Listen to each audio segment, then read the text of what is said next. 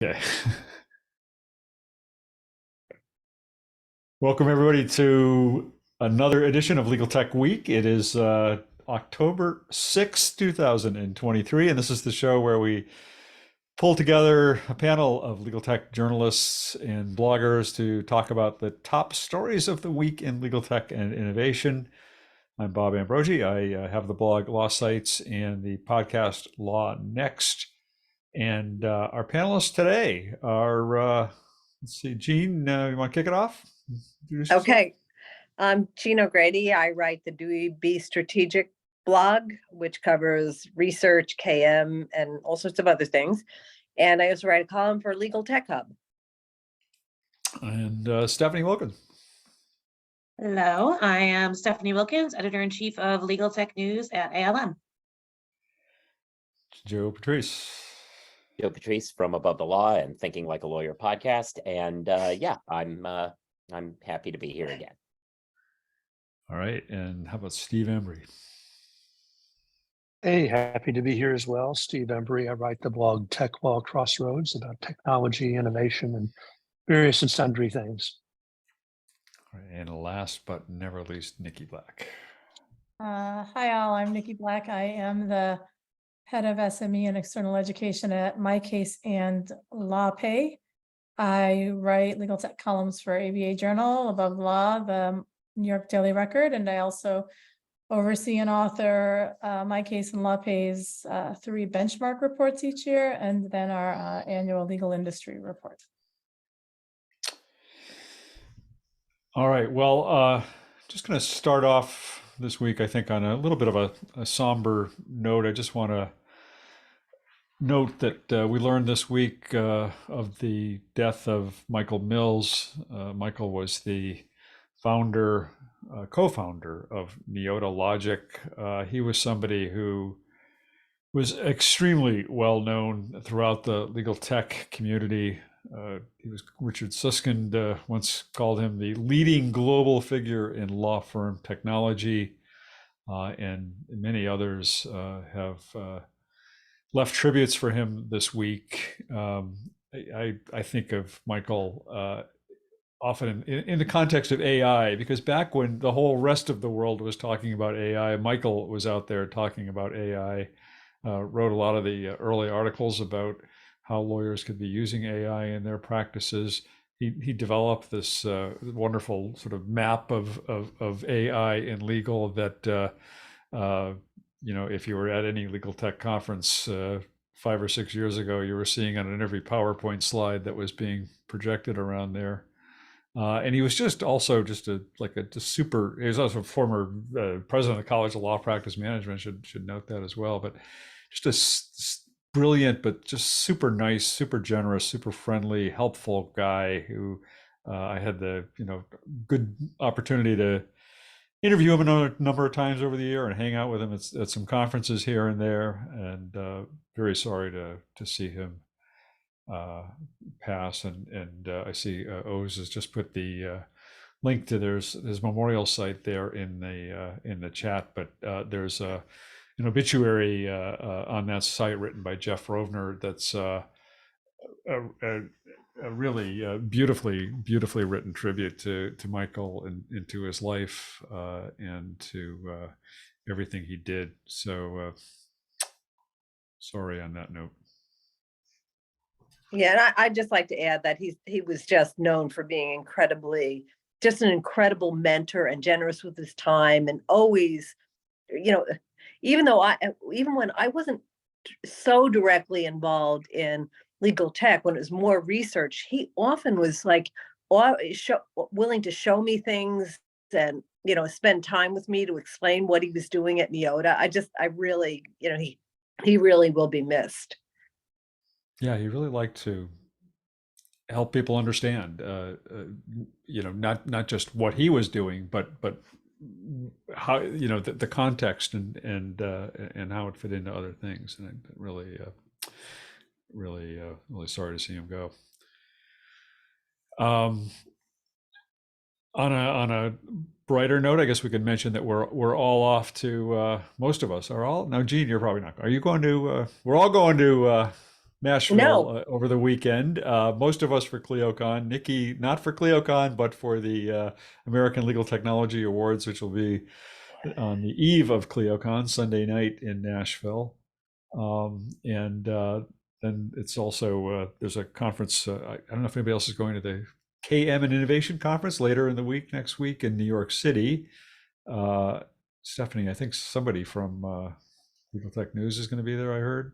Yeah, Not sure Isha, about I that. think. Yeah. Yeah, she's the other one in New York, so I would guess so. Yeah, good. And CleoCon, I think we all kind of look forward to that conference. I put up a little piece this morning, a little bit tongue in cheek, only because I happened to talk to Jack Newton yesterday about what to expect at CleoCon, and what was funny to me was that they are going to be handing out maps, physical maps, as well as maps in the app and other signs and guideposts, I guess, to help people get around. I for one found the facility last year to be Byzantine, and there were any number of people that I ran into at CleoCon last year who were like, "I'm lost. How do I get to wherever?" It's so true, but I will say, having had multiple conferences there now, I now understand it. But it took going back there a few times for me to figure it out. Oh, I feel sorry for you, Joe. Yeah. But anyway, this is their second year, and I liked Jack's analogy. He said, they do these 2-year cycles, these 2-year TikTok cycles, as he called them, of going to different cities every 2 years. And the first year is always a little bit of a tick, but the second year is a talk, which I guess is a good thing. So we'll all be talking in Nashville next week, I think. Well, can I give a shout out to Niki and Joran had the Legal Tech Hub conference in New York during the massive floods, and they had to continuously reschedule everybody because although people's planes landed, nobody could get from LaGuardia into Lower Manhattan. So I think for logistics, they deserve a lot of kudos. And they also had, I actually thought Richard Susskind was going to be there, but he was there remotely. So all right. Did they have buckets? yeah, lots of buckets. Good. All right. Well, to get to the stories of the week, actually, not surprisingly, we have a few AI-related stories this week for a change, just to break things up a little bit. But Niki, it was interesting because I had written about a couple of things this week, and I was kind of sort of debating what I wanted to talk about. But then you took something I was thinking about talking about and talked about it on an even grander scale and broader level. So I wonder why don't we start with what you wrote about this week? All right. Well, I wrote about prompt engineering and efforts to educate lawyers and law students and other legal professionals on prompt engineering. And it was more sort of is it necessary? What's being done right now to sort of fill this stopgap time where it probably is necessary? And also just what does the future of it look like? And the reason that I ended up writing this article was because just by happenstance, one person reached out to me who lives here in Rochester because he'd spoken with you, Bob. And I think you had said, well, Niki's right there in Rochester. So I had coffee with him. And then shortly thereafter, or maybe around the same time, PR agency reached out to me about Alto Claro. So it was Alto Claro and SkillBurst. Burst. What is that? SkillBurst. SkillBurst. Yeah. And so I decided to write a piece that focused on, not just, including their efforts, their educational efforts and their programs they're launching, along with what's happening in law schools, because to me there's like a tie in there. And one of them initially launched with a law school summer associates, the Alto Claro one. So I thought that was just an interesting overview. And essentially, it's just this idea that right now, prompt engineering and understanding how to craft a prompt is really critical in terms of getting the results that you want out of these generative AI tools, especially the commercially available ones versus the ones in legal software, because the ones in legal software oftentimes sort of have that prompt engineering in the background, and they're delivering up options to you just to kind of click on and pick. But right now, it really is important in terms of getting the output you need to ask the right questions and ask them in the right way. And also teaching you how to do that kind of introduces you to the concept of generative AI. So a few law schools are taking the proactive approach of actually educating their students about it, training them how to use, teaching them how to use it, and the cost and benefits, not just forbidding them from using it, which I think is a little unrealistic. And then SkillBurst and Altoclaro have both rolled out different types of interactive educational programs in sort of similar contexts, like serving a similar market. And they each have, like SkillBurst has partnerships, a consortium, I think they call it, with like at least 10 larger law firms, large and mid-sized firms. And then Altoclaro's worked with Oric, and that was one that made the news quite a bit later this summer. A couple of us have covered that. And so I think it's really interesting. And I also asked both of them, you know, this is going to change quickly. Like, what do you know, it's one thing to roll out a course and plop it down and then just have it be evergreen. And they both have lots of plans to continue to update this as the market changes and as the need for this particular skill set compared to others changes relating to generative AI. So I thought that was all really interesting. And also, I mean, I think realistically, just like, you know, HTML helps with blogging, you know, if ever your blog posts look weird, it's helpful to go into the back end and remove a bunch of weird, you know, spaces or brackets that get put in there. And just like with Boolean searches and natural language, sometimes it helps to go into the advanced search and add some Boolean components, or even do a Boolean search when it's just not getting at what you want. So I think it's the same idea with generative AI and the prompt engineering. It helps to understand it because it helps you understand what the tool's actually doing. There may be opportunities down the road when you no longer need to understand prompt engineering because the software is going to have all sorts of options built in for you. But maybe you're going to be allowed to tweak it on the back end or have access to the back end to fix issues, just like you do with natural search and Boolean, or blogging and HTML. So I think it's an interesting issue, but I do think eventually, and that eventually is going to happen kind of quickly.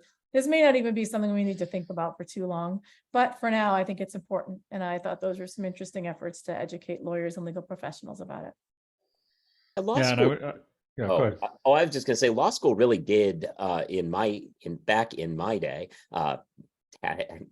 Hashtag okay boomer. But back in my day, it was kind of a slow, indirect prompt engineering class, right? Like everything involved you going into Westlaw and Lexis and typing in your Boolean searches and figuring out what would get you what you wanted. And then when natural language came out, we all, future generations didn't know how to do that. And that's to Niki's point that this is going to go away probably relatively quickly as new things happen. But I also feel when I deal with legal researchers on the younger side that they're wrong more because they rely on natural language when being able to get into the back end and not even get into the back end, but being able to imagine what a Boolean search would look like helps you when you do a natural language search that gets the wrong results, be like, oh, that's because they probably want me to use this word because it's trying to, and I think it just is so much help to do that. Yeah. It's just like, it's the same underlying concept of knowing how to craft a question to get at an answer. And I feel like maybe if you're used to just typing in a thing in Google and they give you answers, you've lost that skill of like honing into exactly what you want. And obviously they're different. Boolean searching and prompt engineering is not the same, but it's a skill set that you can be good at and some are better at than others. And it's just getting at that core of the best way to prompt something to give you the answer you want. Yeah, I totally agree. I think asking the right question is a course that should be taught in law school because it's more critical than ever. I mean, it applies to a lot of areas of the practice of law, but when you're relying on technology, you really need to be asking the right question because so much is hidden from you. What's that rule of cross-examination? Never ask a question that you don't know Question the you answer don't know the answer. Yeah. I don't know. Does that work for prompt engineering? I don't know. But yeah, I had also written about the SkillBurst and I'd also had the Altoclaro guy on my podcast sort of coincidentally in the same week. I thought the SkillBurst one was interesting because it's actually a whole series of courses, and prompt engineering is part of it, but a lot of it's focused on just using this technology responsibly and understanding it responsibly. And the fact that there was this sort of consortium of big law firms that came together to help develop this, that's not quite clear with the chicken or egg there. I think SkillBurst actually kind of brought the consortium together rather than the consortium went to SkillBurst. But I think what in talking, I was talking to the what's your title, the service excellence partner at Eversheds about their participation in this, and I'd asked, has there ever been any technology before where you've kind of reacted this way on a firm-wide basis in terms of sort of proactively trying to get all your staff trained on it? And there hasn't. And I think all of this flurry of activity around developing these training programs is really just a testament to how the potential impact that everybody believes this is going to have on the legal profession, and just the potential benefits as well as the potential risks. And a lot of the training is focusing on the risks as well as the benefits. So it's almost kind of like the training is interesting, but it's also reflective of this sort of the larger significance of what's going on here, I think. Yeah, and so when I covered that's a good ORIC training this summer, which was Alta Claro, they developed it for ORIC. I talked to a couple of the summer associates, and it definitely goes farther than just, this is how you craft a prompt. It was teaching them, how to use it responsibly, the risks of it. And I think it really is, for them to go back to law school and have that exposure when they start their summer with little more than knowing what ChatGPT kind of even was. I think that's going to be a huge leg up before it becomes more widely spread. And I'm glad it's becoming more widely spread. Yeah, Niki, to your point that this is going to go away sometime soon, how to make some of the inquiries into prompt engineering may become easier, but it'll still be important for people to kind of understand what is really going on with this technology. It is different. It's not what we've had before, and you might not be able to master it, but to Bob's point about understanding the risks and benefits, that goes beyond knowing how to ask the question, but it also may help you ask the question if you understand a little bit about the technology. So I think a lot of interesting training stuff going on. The other thing I'm hearing a lot about is conversational AI. Like after you ask the first question, the AI is going to come back and ask you clarifying questions, which actually is something that I've been waiting for. I'm a big believer in that. I think that will help a lot of lawyers clarify their thinking, assuming they get asked good questions. Well, there were a couple of times, was it this year, I think, when I was able to tease the other panelists because I was invited to some conferences that they weren't invited to. But now Stephanie gets to tease us with her special invite-only generative AI panel that she got to go to and write a multi-part report on. So go ahead, Stephanie. It could have been, it could have been like 4 parts, but I just had to stop it. I had it on my calendar as Super Secret AI Day for a long time, so that's all I can think of it as, because it didn't really have a specific title. But yeah, it was, not sponsored by anyone. It was organized by Lex Fusion. It was hosted, it was all under Chatham House rules. So unless, if you see anyone in my article identified, it's because they purposely let me, but most things were not even naming. It was hosted at the New York offices of an AmLaw 15 firm.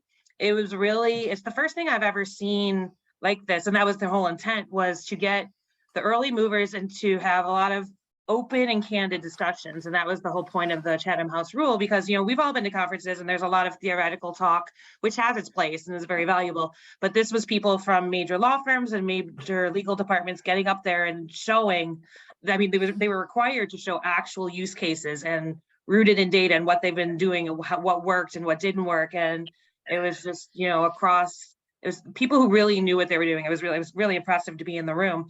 But lots of practical use cases. Some of the big takeaways being it's really, really impressive, but even the early movers are like, we're just in the early days here. We're still a couple days out from true ROI on this, even though they're making huge leaps and bounds internally.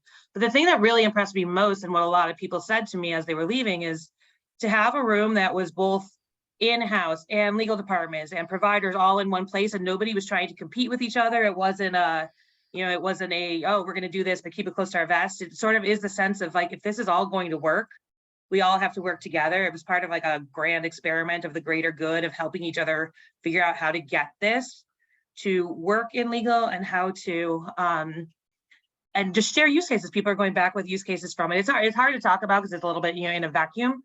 But it was really, it was like, it was some of the biggest movers. And I know they plan to do it again in other cities. They already have San Francisco planned and London planned. But it really is, those are the people that have been doing the most work and are really going to spread it and make it successful going forward, even though, there's still going to be detractors out there. But it was really, if you ever get an invite to a super secret AI event, take it. It's worth it. So how many people were at this thing, and what kinds of people were at it? It was roughly 80 or so. And it was major law firms, major corporations, people, so either people from, you name the various innovation roles at law firms, they're all different now, they're, but people that are leading the AI and innovation in the top law firms, people in corporate legal departments at some really top places, a handful of providers, but fewer, and some legal ops people, but really the people that are in the trenches trying to make it work in the day-to-day workflows, not necessarily just, like figureheads, not necessarily the people you ever really see on panels that much because they're not allowed to speak freely usually. That's why it was a really interesting. Some of them might be the usual suspects that you would expect, but yeah, talking at a level of candor and actual real world use cases, it was fascinating. And then so I tried to summarize it. There's a lot of takeaways I wrote in my second article in particular. It's like a short novel, but I recommend, if you're curious how people are actually using this, but there's also a lot of what they're honest about what the barriers to adoption are too. Some of it, training and prompt engineering came up, cost came up. The battle for talent and the fact that you still have to get people to use this, like user adoption is still a challenge, and trying to start with it sounds obvious, but people still keep forgetting it. Start with your low-hanging fruit, start with your easy wins, and pick actually ask your people, what are their problems? And then start attacking those first, because that's how you're going to get more adopters that spread the word. Yeah, I recommend it. All right. Sorry, I was checking my email for invites to secret AI gatherings, but I'm not seeing anything. All right. Well, from secret AI gatherings to, how about we jump to worst legal information mergers and acquisitions? So and this is the sequel. So I actually had done the best a couple of weeks ago, and I finally finished analyzing the results of a survey I'd done in July, and I had like almost 80 respondents, or 75 or 85 respondents. And, it was interesting, the patterns that developed. And I do think in some ways, the thing that was on everybody's mind was case text acquisition by Thomson Reuters, and people, the mergers that people regarded as worse today, although they mentioned tons of mergers, the ones that were really still bothering people were all mergers that had happened more than 10 years ago, that were still having an impact on them. And so one was Bloomberg, because Bloomberg acquired BNA, but they only recently changed the way they license it, and people are resisting the new form of licensing. And I think that was sort of more the top of mind one. But number two was the Westlaw acquisition of a little company called GSI, which was like just a top of the line, wonderful, responsive, great technology, great people, great, it was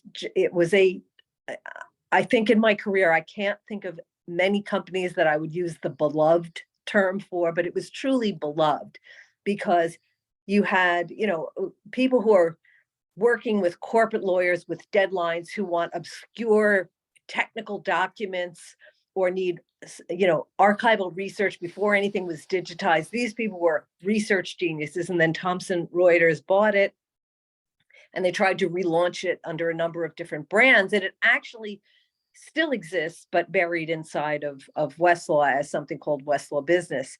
So that was, I think, the big cautionary tale. And then the other one was Lexis and their bundling. And the one in particular that was highlighted was Law 360, because Lexis is, at least in the large firm market, their position is, well, you can't really understand the news unless you have the full Lexis platform, which makes everybody scream with laughter, because obviously you don't need a full research platform to read the news. But anyway, I thought one of the interesting outcomes was advice for future mergers.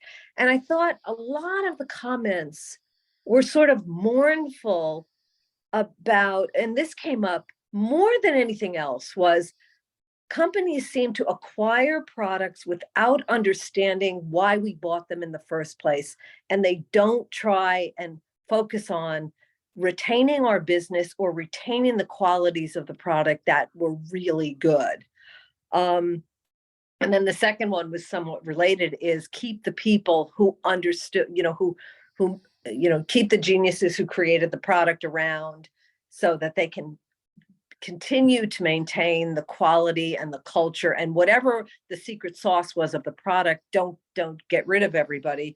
And the last one, which is a chronic thing, and I think something that everybody's sensitive about right now, is reasonable price increases, because small companies get bought by bigger companies, and then the price quadruples or something. So unfortunately, some vendors do act as if law firms have completely elastic budgets that can stretch forever. And especially in this current economic environment, that just isn't so. So it was an interesting exercise. And I guess those are all the high points. I was curious about the Law 360 one. I don't like that Law 360 is behind the Lexis firewall, or paywall rather, because I can never read any Law 360 stories, and Right.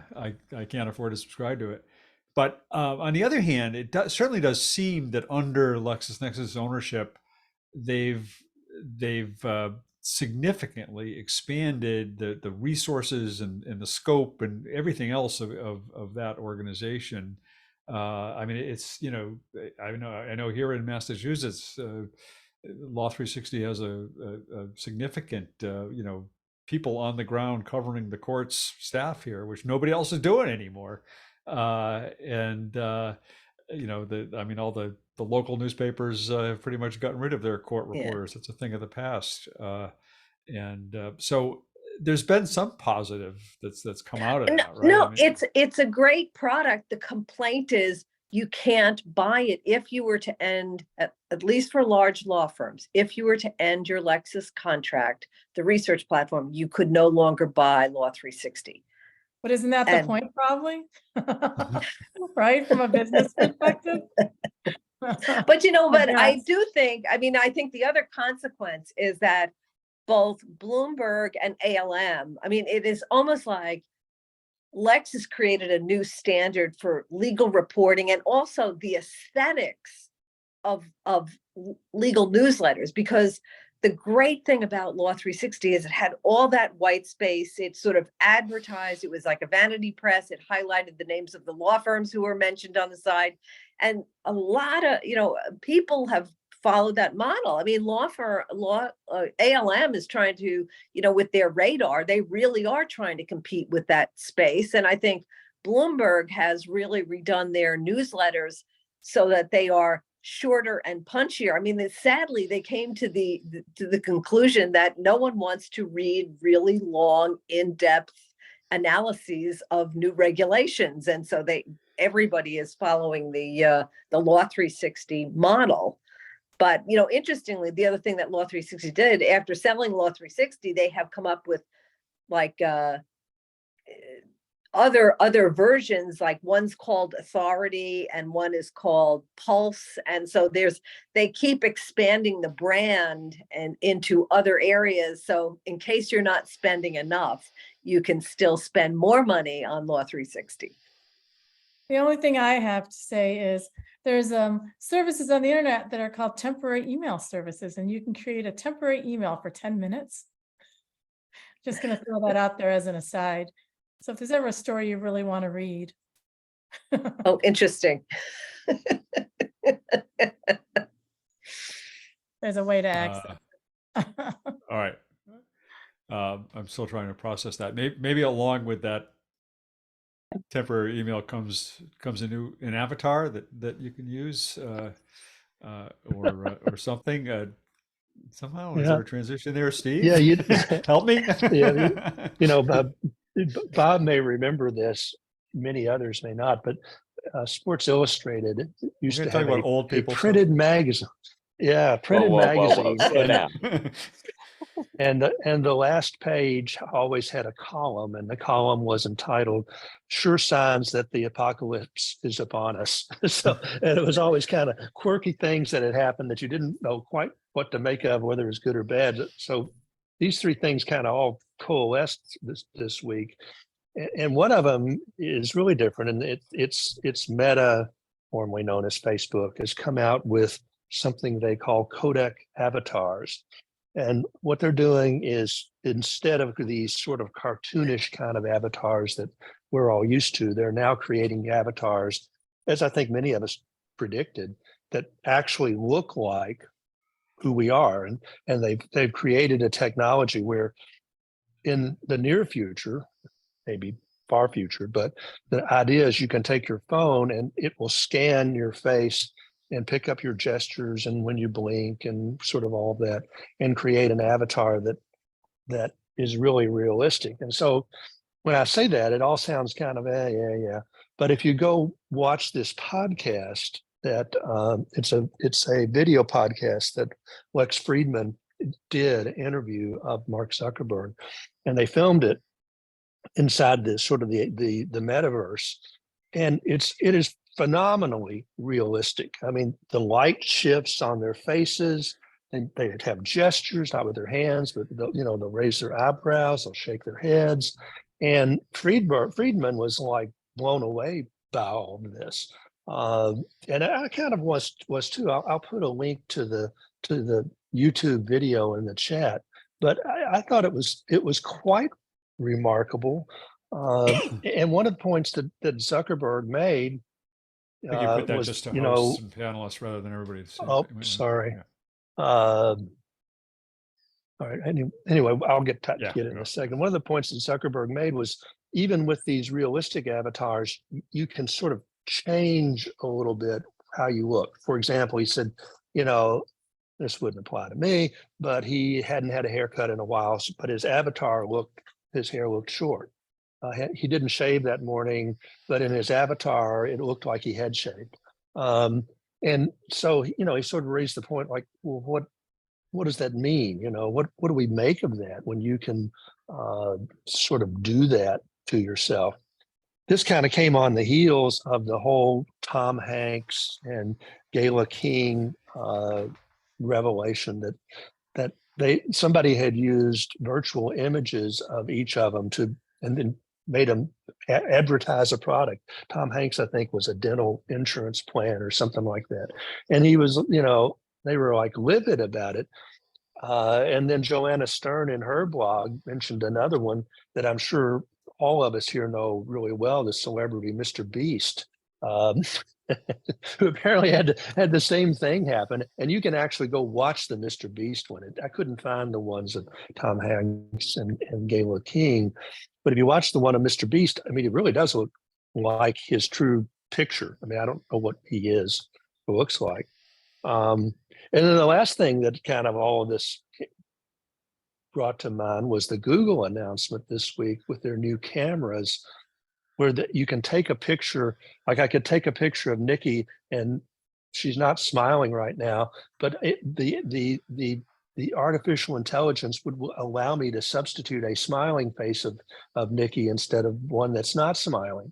And I'm watching this going, curly pouch she always has. Can I have that in real life where I can just fake it? And then you can move people around in the picture, and all of it was just like where's all this go with all the deep fakes and not knowing what's real, and how are courts going to know what's real? How are lawyers going to know what's real? How are any of us going to know what's real with all of these this kind of sophisticated stuff? But I would encourage people to go look at the podcast interview, because it really was, I was sort of like a skeptic of all this metaverse stuff, because the stuff that I've seen had been so hokey.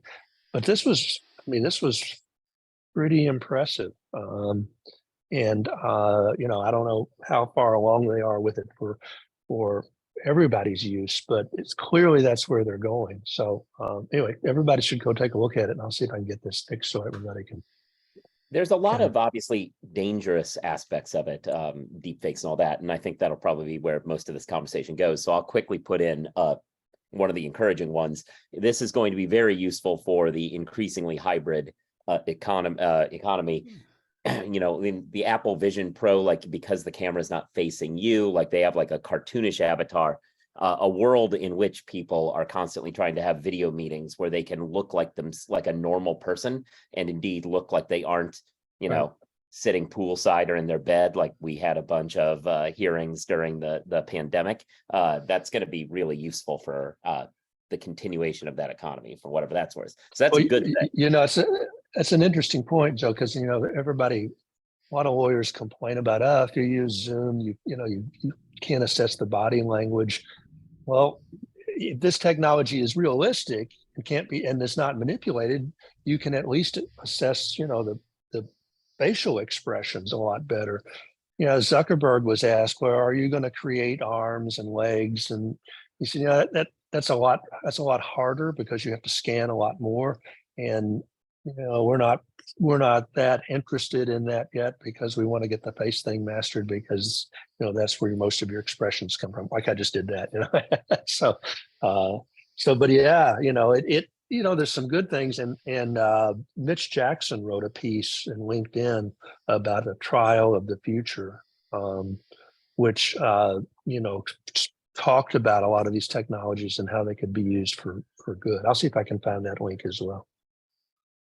Well, so what I have in common with Tom Hanks now is that somebody out there is spoofing me on Instagram and pretending to be me. Not quite, not a deep fake, but there's a fake Bob Ambrogi on Instagram. I've been hearing, thankfully, from a lot of people all week who've been complaining to Instagram about it. Only Instagram hasn't done anything to take down the fake account, as far as I can tell. But if you get a request from me to buy you a gift card, that is not me. I promise you. I'll accept gift cards, but I'm not going to ask for them. I have Oh yeah, Mr. Beast was giving away in his fake video. He was giving away free iPhone 15s, I think, or something like that. That's Now, what he does there is a anyway. legitimate question to ask here. I mean, people are viewing us like maybe we're all avatars. I mean, we know Niki Maybe is, right? we She's are. established. That is podcast canon. I was going to say about Instagram though, it's like that's it's not spoofing, but there's someone who became famous through a French singing show. His name is Niki Black, and her Instagram name is Hey, it's Niki Black, and she reached out to me and wanted to buy my handle, which I would sell to her, but I have no idea what to offer. She wanted me to offer her, and if anyone out there has any idea of how to value that, let me know, because I'll take whatever I can get from her, but I'm not taking like away for $10. How big of a In that star regard, is she? She's not. In She's that regard, on an Tom, upward trajectory. But Tom Hanks had an interesting observation, kind of similar to that. He said, like when I'm gone, when I'm no longer here, are they going to be able to make movies with a Tom Hanks avatar that looks like I looked at some point in time? Well, they've already done it, haven't they? I mean, Yeah, I think you're right. Carrie Fisher in Star Wars. Yeah. Star Wars movies, Yeah. like it's already doing it, and the de-aging of people in it too. I mean, legitimate uses of deep fakes are already there, but I mean, obviously that was agreed to, but it's clearly already possible because it's done. Yeah. Do we even need movie stars? We can just generate completely made up movie stars, and why even bother to have a Tom Yeah. Hanks anymore? Yeah, they've already created there's some celebrity bots. They've taken Snoop Dogg has been scanned with this Kodak avatar, and he has the name Dungeon Master, and apparently you can go seek it out and have a chat with Dungeon Master, which would appear to be Snoop Dogg and was really I his feel like that's avatar. not very PG for this show. I think we ought to just leave that one alone. Well, also, like, I love I that don't know who. whoever's What Steve does is his private life is not any of our business. I'm assuming it's a Dungeons and Dragons game. yes. Oh, But I also love whoever spoofed Tom Hanks was like, let's promote dentists. Like that was like the winning idea of stealing Tom Hanks's likeness. Well, the other funny thing he noted is that the likeness in the advertisement was a young Tom Hanks, not as he appears today. So Colin Hanks. It's really just Colin Hanks. Good. Good. all right. I'm trying to think of a transition to Joe's story, but I don't have anything. So Joe, we're just going to have to transition to your story without a transition. Fair enough. One, I have confirmed the Snoop thing is he's a Dungeons and Dragons dungeon master, and you can play Dungeons and Dragons with the AI bot. 1, 2. So dispel any of the like weird visions that everyone was trying to encourage, and save them for this story where you can use all of those weird visions. So a man has been sent to prison for 9 years, and the first treason conviction in the UK in 40 years.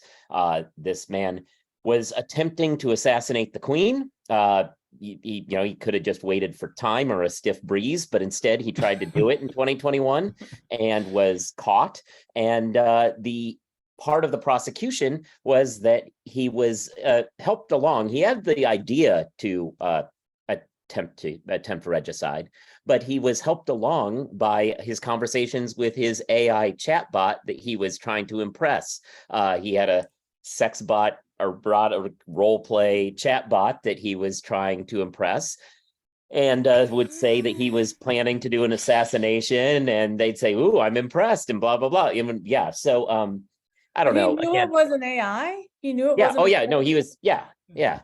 See, this is the thing. I don't want the theme of this show to be that I'm old, but in my day, we tried to impress Jodie Foster.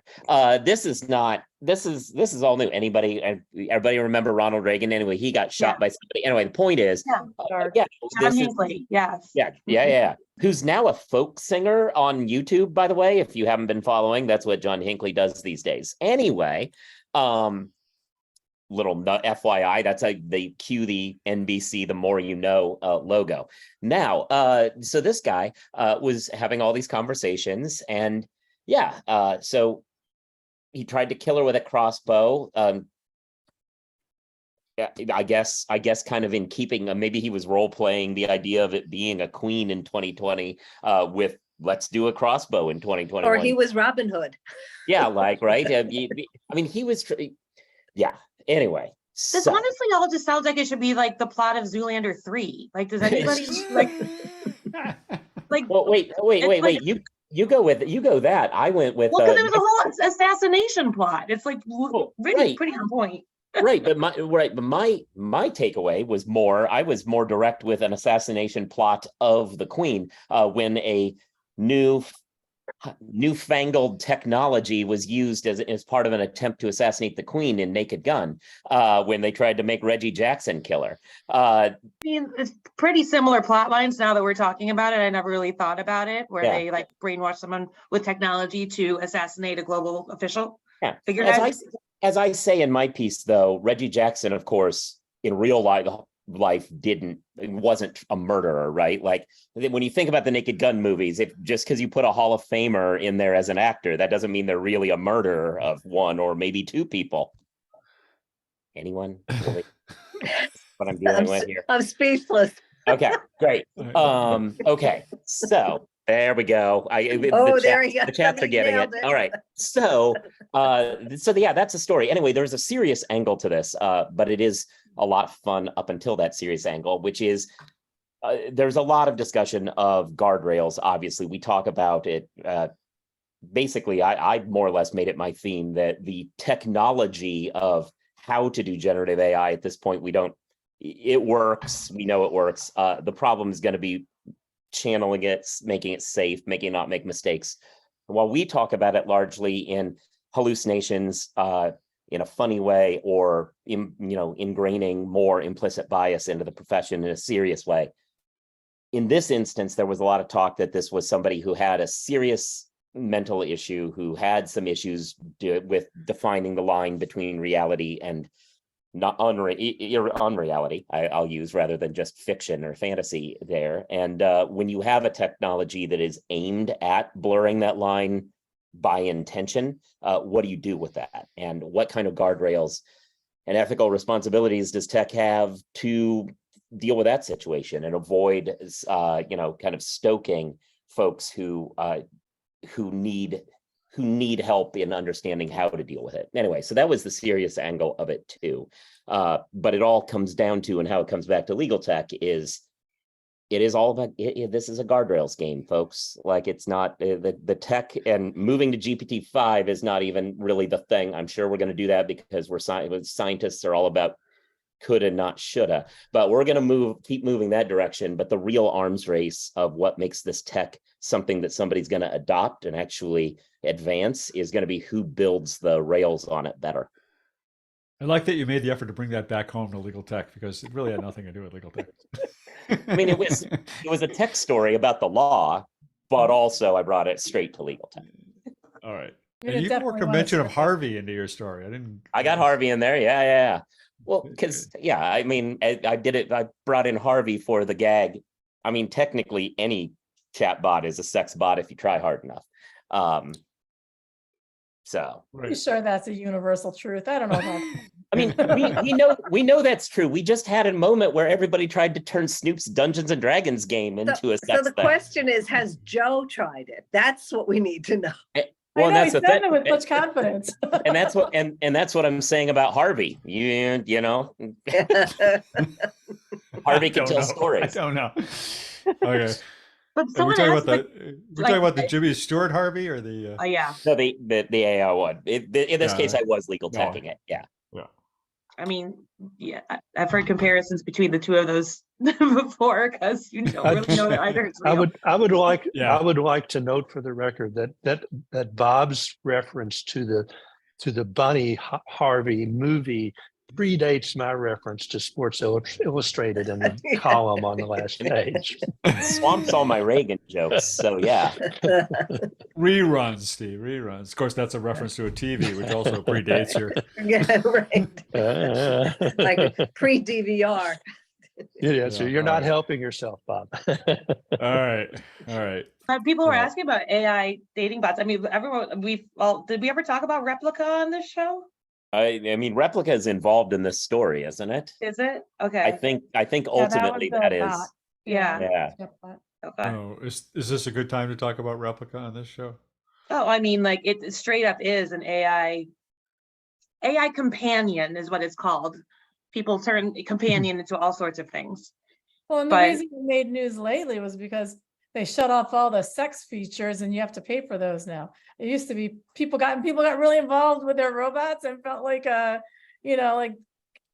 loved them and they were so upset when Yeah. all of a sudden It's just like Law 360, right? But Does wait a anybody minute, remember- didn't the Surgeon General declare a loneliness crisis in the United States? This is definitely not going to help the loneliness crisis and mental health. Well, This it is the did before wrong they turned off the direction. features. Apparently, a lot of people were like actually complaining about like they felt like they had lost a person when they turned off their ability to date this bot. Get out of the house. Does anybody remember when Matt That'd be Holman? done. Did I like people know Matt Matt Holman? Matt Holman used to do a lot of legal tech conferences. Now he has a Girlfriend conference thing, business and yeah. whatever. Yeah, he did my virtual girlfriend or something like that, or my Yeah. fake And girlfriend. I great forget news what it for was, them. but it was like this service for like people who wanted to pretend to have a girlfriend so their parents wouldn't say when you're gonna get a girlfriend or something. And he would like email, people would get like emails regularly from this fake girlfriend and phone calls and letters and stuff like that. And it was like a real thing. He actually ran that for a while. And he made the news, but it was always a person on the other side pretending Yeah. to be Yeah, the it wasn't girlfriend. AI driven at all. It was like a staff of people who were generating Yeah. these emails and phone calls and stuff. Which Sorry, is, are we talking about, I stared away for a second. We back on a do not pay conversation, or what are we talking about? no, this is Matt Homan. Do you know Matt Homan? Oh, yeah, Who, yeah. He used to have this virtual boyfriend, virtual girlfriend thing. That wasn't what it was called. I forget what it was called, but I think it was a fake girlfriend, wasn't it? yeah, that's it. My fake girlfriend or something like that. Oh. Pretty funny. Yeah, and Joshua Lennon also What, dumped what in there was the? the movie Her. That's Yeah. another. Yeah, good I was throw. just going to say, yeah. Yeah. There's a Yeah. yeah. Yeah. All right. So the story I had this week, I had a bunch of stories this week, but the one I thought I would highlight was this news from Zuva and Litera that they had developed a document classification taxonomy for legal professionals, and that they were contributing it to the SALI Alliance in order to make it open source so that others can use it. We've talked before about the SALI Alliance on this show, which is this group that's attempting to create basically an industry standard taxonomy to be used by law firms and legal departments and vendors, so that to make data more interchangeable and more standardized. And Damian Reel works at Fastcase, has been kind of doing the lion's share of the work and kind of developing that taxonomy over the last couple of years. But now it sort of took a step forward, I guess, this week with the fact that Zuva and Litera contributed this. And Zuva, of course, is the company that spun out from Kira after Litera acquired Kira. And apparently Kira Zuva had already been working on this, trying to build out this kind of taxonomy before the acquisition. And at the time of the acquisition, got an agreement with Litera that they would continue to partner on continuing to develop it. So it's nice that they've developed it, and it could have been somewhat of a competitive advantage for Zuva and Litera to just keep it to themselves for their own purposes.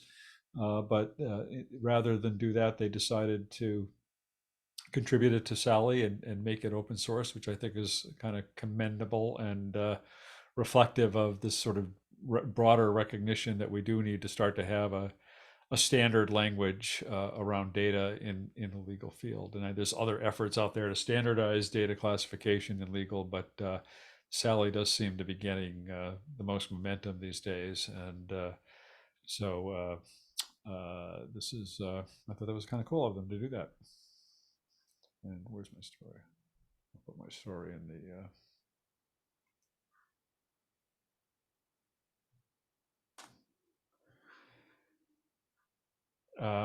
that's all I got.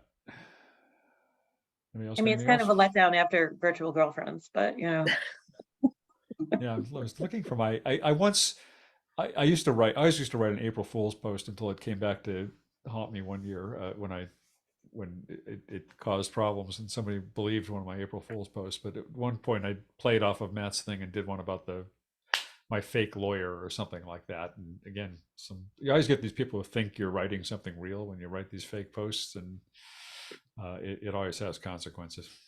mm-hmm. Oh, I thought that was do not pay. Right. All right. You mean that wasn't real? The fake girlfriend thing was real. I wrote an April Fool's Day post just for the panelists one year, and in retrospect, it may not have been an April Fool's joke. I'm not getting it. What? Oh, yeah. You all know. Yeah. Do we know that? The worst one I did was I wrote something one year about Barack Obama having proclaimed a National Legal Technology Day or something like that. And I remember that one.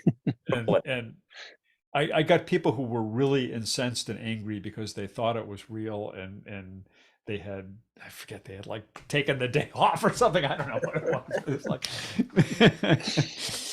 it's just bizarre, the feedback I got on that. Anyway, I know, is people were telling me they had come to trust me as trust my blog and trust me, and they were just outraged that I would put something not true on my blog, and no, they didn't trust anything I would write ever again after that. And that was such a controversial topic, Bob, too. I mean, Yeah, right. What's the line? Animal Times House? have changed. We were so young and naive then. Before the era of fake news, I guess. All right. but Well, I know, like, for yeah. whoever in the comments said, you know, this show went off the rails today, I remind them to revisit the day we talked about a camera strapped to a bear. That one, Yeah. Oh, I'm trying. this was nothing. the best ones are the ones that go off the rails. All right. Well, we will see. Hopefully, some of you folks in the chat and listening to the show will be at ClioCon next week, and we'll see you there, or later in the week in New York. And Gene, we won't get to see you next week, but You won't see me hopefully- next week. Yeah, and actually, I don't know that I can do this next Friday because I'm going to be.